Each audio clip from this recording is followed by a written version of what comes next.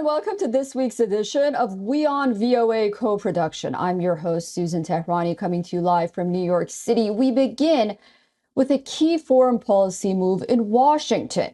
U.S. President Joe Biden signed legislation Wednesday providing $95 billion in aid for Ukraine, Israel, and Taiwan after months of tense negotiations in the U.S. Congress. VOA's congressional correspondent, Catherine Gibson, reports on what's next.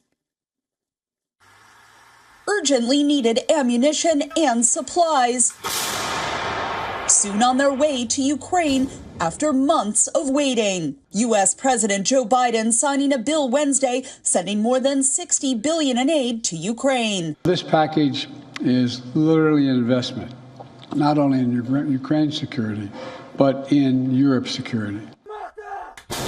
Ukrainian lawmakers are expecting a fast delivery now that funding has been approved. The logistics for the shipments was already well established. Normally it takes not more than 48 hours to actually come to the front lines. Meanwhile, Russia downplayed the impact the long-awaited weapons will have on the two-year-old conflict. All these new batches of weapons, which are probably already ready, will not change the dynamics at the front. After months of debate over American involvement in foreign conflicts, the U.S. Senate overwhelmingly approved the legislation by a vote of 79-18 late Tuesday. Senate Minority Leader Mitch McConnell worked closely with Democratic counterpart Chuck Schumer to pass the aid. We tell our allies, we stand with you. We tell our adversaries, don't mess with us. We tell the world, the United States will do everything to safeguard democracy. The measure gained significantly more Republican support after former President Donald Trump scaled back his criticism of sending more aid. The legislation also includes $26 billion in aid to Israel and $8 billion in funding to Taiwan and other Indo-Pacific countries to counter Chinese aggression. China condemned that aid early Wednesday. We urge the U.S. side to honor its commitment of not supporting Taiwan independence with concrete actions and stop arming Taiwan in any way. The legislation also includes a provision forcing TikTok's Chinese parent company ByteDance to divest ownership of the social media app within 1 year or face a ban in the United States. Catherine Gibson, VOA News.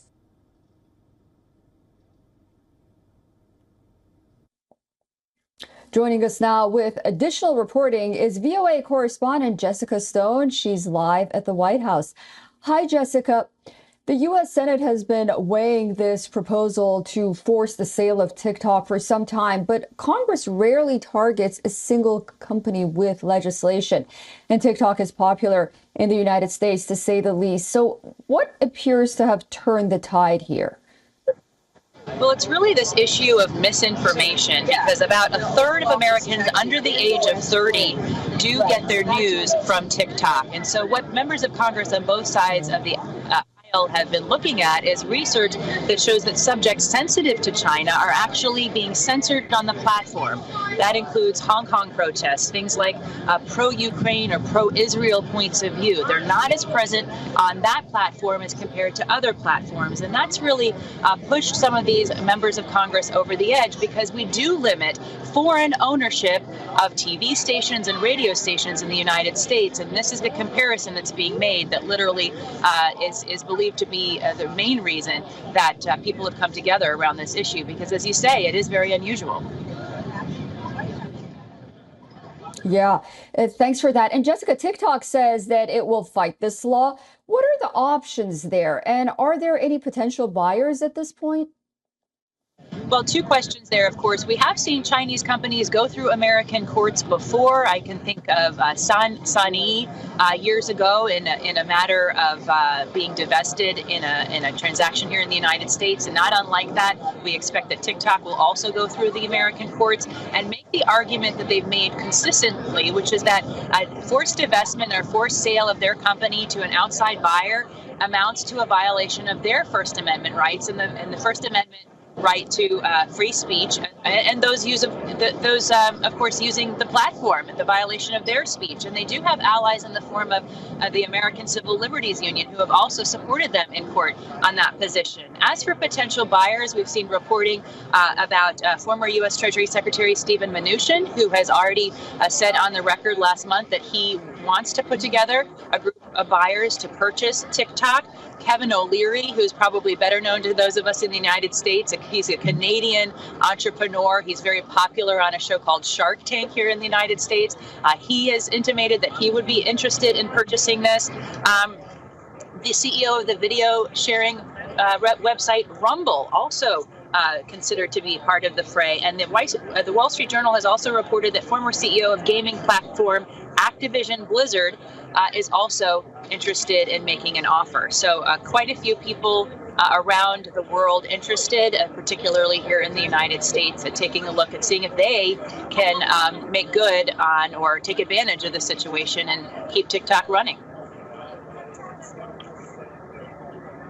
Fascinating. We'll be watching very closely. Jessica, please do stay with us while we go to a piece that you just produced yourself. So in the Solomon Islands, officials are counting ballots in a consequential national election that was held on April 17th. It's the first poll since the strategic Pacific country signed a security pact with Beijing.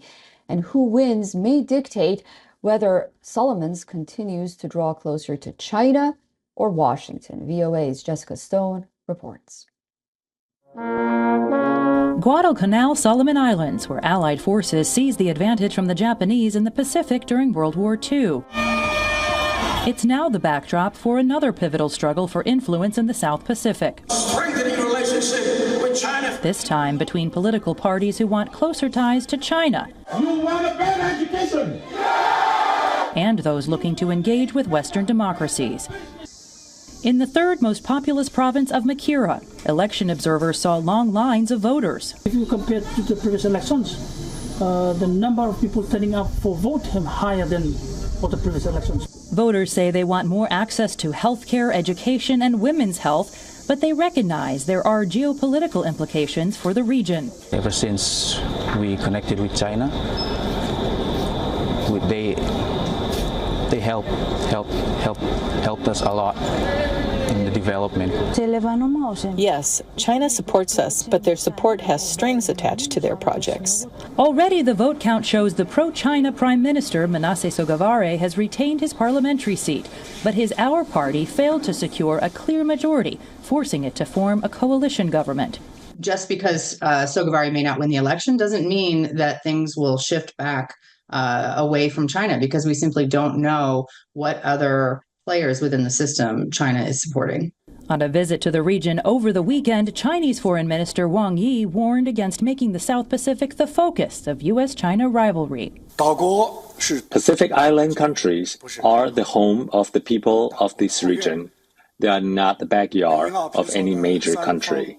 American political analysts say the continuation of Sogavare's pro-China policy could lead to limits on U.S. and allied military and commercial ship movement nearby. The fact that the Chinese could have operations inside the Solomon Islands means that they would have an easier ability to surveil and to monitor U.S. and Australian and allied activity throughout the greater region. And so as the count continues, some voters say what really matters is not foreign alliances, but empowering the people. I don't like, when this is always a comment about China and the Western allies happening, how they influence us. It's supposed to come from within us. Jessica Stone, VOA News. VOA's Jessica Stone is still live with us at the White House. Jessica, thanks for sticking around. Secretary of State Antony Blinken is spending the end of this week in meetings with officials from Shanghai and Beijing. What issues have been discussed, and are there any signs of progress? Yeah, so he just had a press conference just 3 hours ago now, where we understand he did make a lot of remarks on some progress, primarily that there will be AI talks, artificial intelligence talks, between the PRC and the United States in the coming weeks. And that is a breakthrough for this relationship, which of course has become more tense, particularly around the areas of technology and technology transfer and export controls. I do want to bring our viewers up to speed. President Xi Jinping himself did meet with Secretary of State Antony Blinken in Beijing. They had lengthy conversation. In that conversation, Xi Jinping told Blinken, quote, the U.S. must accept China's rise in a positive light. Now, Blinken came for a number of reasons. One of the main ones being to discuss China's growing role in providing non-military assets to to Russia in the form of technology, things that can be used to help Russia rebuild its arsenal. And the United States has been very concerned about that, raised that issue with Chinese officials during this visit. Washington, in fact, is considering raising sanctions on Chinese banks that finance those transactions. That is just a step under consideration, according to U.S. Treasury Secretary Janet Yellen. But Blinken also raised the issue of the Gaza conflict and how can China be more constructive in keeping that from spreading. He also raised the unfair trade practices that the United States believes China is employing, particularly flooding the U.S. market with lower priced steel and aluminum. We've reported in the past that the U.S. is considering tripling tariffs on Chinese-made steel and aluminum. This whole issue of unfair trade practices has long been an irritant in the relationship, so it really comes as no surprise that that was on the agenda. And of course, in recent weeks, the U.S. has increased technology exports, export controls, especially for semiconductors. The response from China during these meetings, particularly Chinese Foreign Minister Wang Yi, is that these are efforts by the United States, he says, to limit the development and a threat to China's core interests. So that was really the exchange between the leadership of China and Secretary Blinken. Clearly, we did get an outcome. We were not hopeful of an outcome. So the fact that they will move forward with scheduling these artificial intelligence meetings between the two sides, quote, in the coming weeks is promising. But I know that from the Washington's point of view, they just want to keep the conversation going, keep the lines of communication going. And they are encouraged that China is taking these meetings, especially going into the election, where we know that that politicians often invoke the name of China just to get votes, and it is an important conversation to keep having at the leadership level for U.S. interests. Yeah, no doubt. And another source of friction between the U.S. and China are the exercises in the South China Sea between militaries of the U.S. and the Philippines, which began this week. Has there been any effort to reduce tension on that front? So on the diplomatic front, we know that this issue came up between Secretary of State Antony Blinken and the Chinese leadership. But at the same time, the mere fact that these exercises are going on, and in particular, that Washington sent a ground-based missile launch system to northern Philippines, which actually has a missile range of 1,600 kilometers, that did not make Beijing happy whatsoever. They consider this, quote, stoking military confrontation. The Philippines military has said that they are focusing with this exercise on, quote, territorial defense. Of course, there have been ongoing clashes between Chinese and Philippine maritime vessels, primarily between their coast guards and sometimes fishing vessels, around disputed areas in the South China Sea that China says are theirs, that the Philippines says are theirs.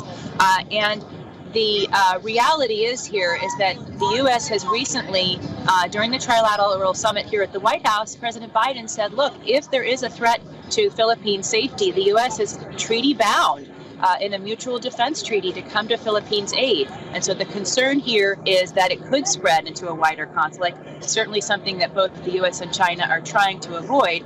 But sometimes the words are strong in terms of what's actually happening with these exercises. Okay, wow. Thank you so much for all of that. Jessica Stone joining us live from the White House. Jessica, have a great weekend. Thank you.